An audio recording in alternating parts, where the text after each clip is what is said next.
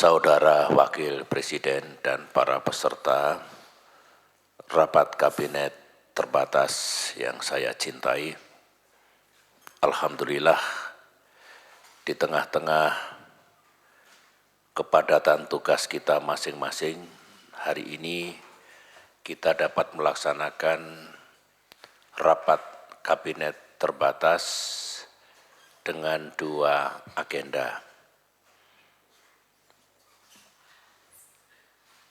Agenda pertama adalah langkah-langkah terpadu kita untuk melaksanakan kegiatan tanggap darurat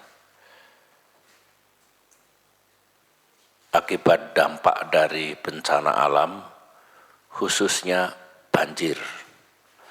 Lebih khusus lagi, tanggap darurat untuk perbaikan jalan-jalan yang mengalami kerusakan yang parah. Mengapa kita sebut tanggap darurat? Karena yang kita utamakan adalah memperbaiki dulu jalan yang rusak berat, yang bahkan bisa mengganggu keamanan dan keselamatan para pengguna jalan. Setelah curah hujan berkurang, setelah banjirnya berakhir di daerah-daerah itu, barulah perbaikan jalan secara menyeluruh dilanjutkan. Itu agenda pertama, tentu mengait pula dengan kebijakan dan upaya menyeluruh untuk mengatasi kerusakan akibat bencana banjir. Setelah itu kita break. Agenda yang kedua untuk mendengarkan laporan dan presentasi Menteri PAN dan Reformasi Birokrasi menyangkut pelaksanaan penerimaan calon pegawai negeri sipil.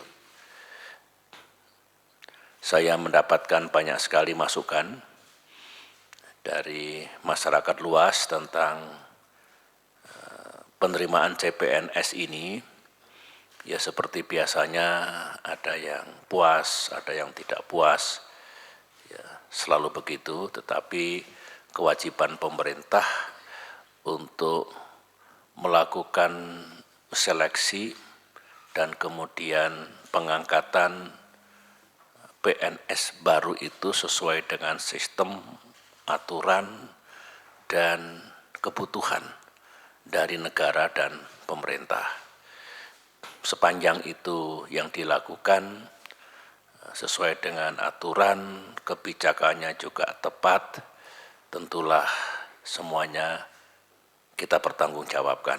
Oleh karena itu, saya ingin mendengar nanti laporan langsung dari Menpan dan Reformasi Birokrasi. Sebelum kita memasuki agenda pertama rapat kita ini, saudara-saudara, saya ingin sampaikan hasil dari kunjungan kerja saya selama 3 hari kemarin ke Jawa Barat dan Jawa Tengah, karena mengait pula dengan topik yang akan kita bicarakan hari ini, terutama untuk mengatasi dampak bencana alam. Kemarin saya berkunjung ke Sumedang, Majalengka, Kuningan, dan ke Cirebon, jalan darat. Kemudian dari Cirebon ke Pekalongan menggunakan kereta api, Pekalongan ke Jakarta juga menggunakan kereta api. Sebagaimana yang sering kita lakukan ketika kita berkunjung ke daerah, hampir pasti saya mengunjungi fasilitas pendidikan dan kesehatan. Karena kita bertekad agar pendidikan kita makin ke depan makin berkualitas, makin terjangkau, dan bagi rakyat yang tidak mampu, gratis. Itu kebijakan kita, itu tekad kita. Oleh karena itu, program bantuan operasional sekolah atau BOS, beasiswa miskin, peningkatan kesejahteraan guru dan dosen, dan sejumlah infrastruktur pendidikan yang kita perlukan harus terus-menerus kita bangun. Apa yang saya saksikan kemarin, program itu berjalan. Saya harus mengatakan berjalan baik, karena saya langsung melihat, saya berinteraksi, saya bertatap muka dengan semua.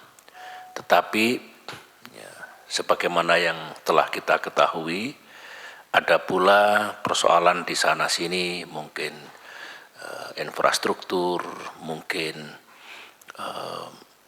ketersediaan tenaga pendidik dan sebagainya. Saya berharap dari apa yang kita lihat kemarin, Menteri Pendidikan dan Kebudayaan khususnya dan kita semua, dari sisa waktu pengabdian kita ini sekitar 9 bulan, kita lakukan sesuatu agar di akhir masa bakti kita telah lakukan yang terbaik untuk meningkatkan pendidikan kita. Demikian juga kemarin saya meninjau rumah sakit yang ada di Sumedang, karena selama ini kita lihat puskesmas dan juga rumah sakit. Kemarin yang kita lihat rumah sakit tingkat Kabupaten Sumedang, saya kira yang menyertai kunjungan saya harus mengatakan baik. Ya, saya tidak mengira bahwa fasilitasnya selengkap itu untuk ukuran Kabupaten Sumedang. Demikian juga sistem jaminan kesehatan nasional yang terkenal dengan BPJS Kesehatan juga berjalan. Saya dilapori apa yang dilakukan oleh para dokter dan tenaga medis di sana. Saya harus mengatakan bahwa pelayanan kesehatan juga makin baik. Namun demikian, di banyak tempat kita juga melihat sejumlah kekurangan. Oleh karena itu, sama dengan pesan saya kepada Mendikbud tadi, kepada Menteri Kesehatan dan kita semua, agar terus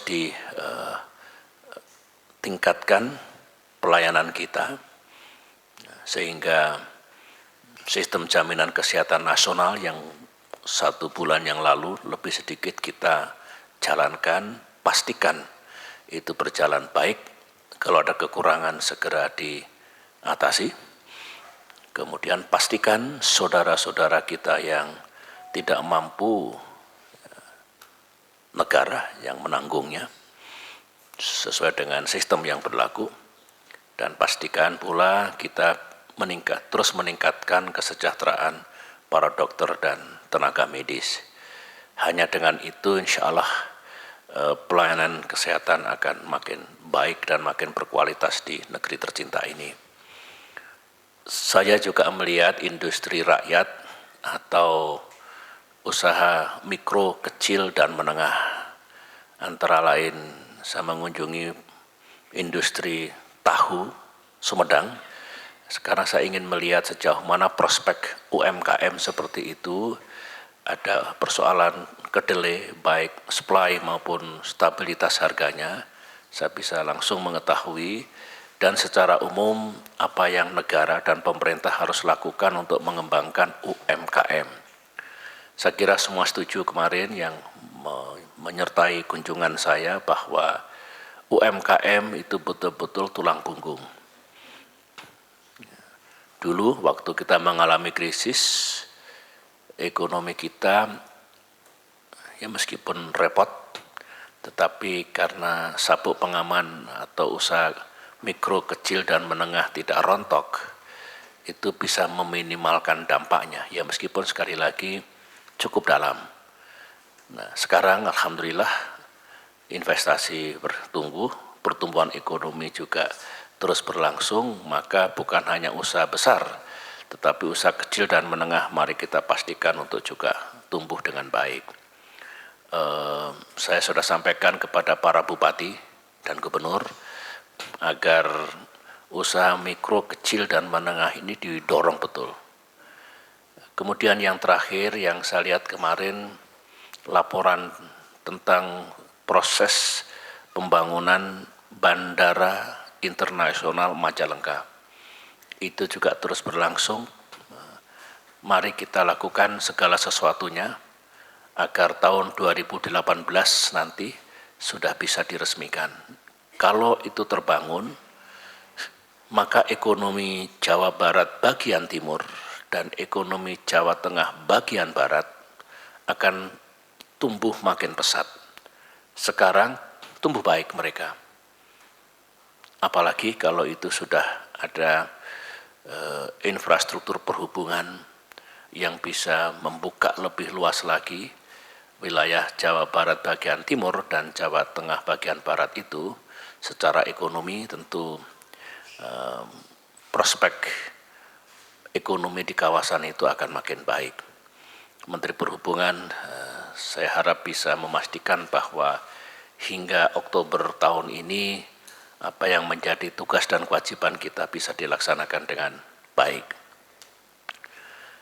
Beralihlah ke dampak banjir, saudara-saudara. Saya melihat langsung di Pekalongan, di jalan, sambil mendapatkan laporan dari Wakil Menteri Pekerjaan Umum tentang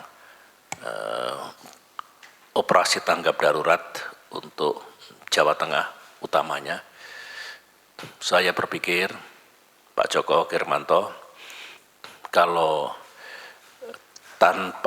tidak dilakukan penambahan kekuatan, percepatan tanggap darurat, pengalokasian anggaran yang lebih besar, maka tidak akan berhasil karena yang lubang-lubang, yang kerusakan beratnya, yang kondisinya rusak berat itu tidak sedikit. Saya hitung kemarin misalkan 1 kilometer dengan kecepatan mesin yang ada itu akan lambat. Oleh karena itulah saya berpikir kita bicarakan hari ini apa yang bisa kita lakukan untuk mempercepat dan menambah kekuatan. Saya sudah menyampaikan kepada pimpinan TNI dan bahkan Kasat yang memiliki satuan-satuan ZENI, baik ZENI tempur maupun ZENI konstruksi, itu bisa diperbantukan bakti TNI untuk memastikan bahwa tanggap darurat ruas-ruas jalan yang kerusakannya berat itu bisa berjalan lebih cepat dan lebih efektif. Itu yang hendak kita bicarakan pada rapat kabinet terbatas hari ini. Saya juga menerima banyak sekali SMS juga lewat media sosial saudara-saudara kita yang mohon betul perhatian kita untuk ruas-ruas jalan yang mengalami kerusakan yang berat. Saudara-saudara, itu mukadimah untuk pertemuan kita hari ini. Dan setelah break ini saya persilahkan nanti Menteri Pekerjaan Umum untuk mempresentasikan kegiatan tanggap darurat yang sekarang sedang dilaksanakan. Kemudian setelah itu kita diskusikan nanti apa yang harus kita lakukan, sekali lagi untuk percepatan dan peningkatan efektivitas, dan nanti saya putuskan dan saya berikan instruksi untuk implementasinya. Demikian saudara-saudara, terima kasih.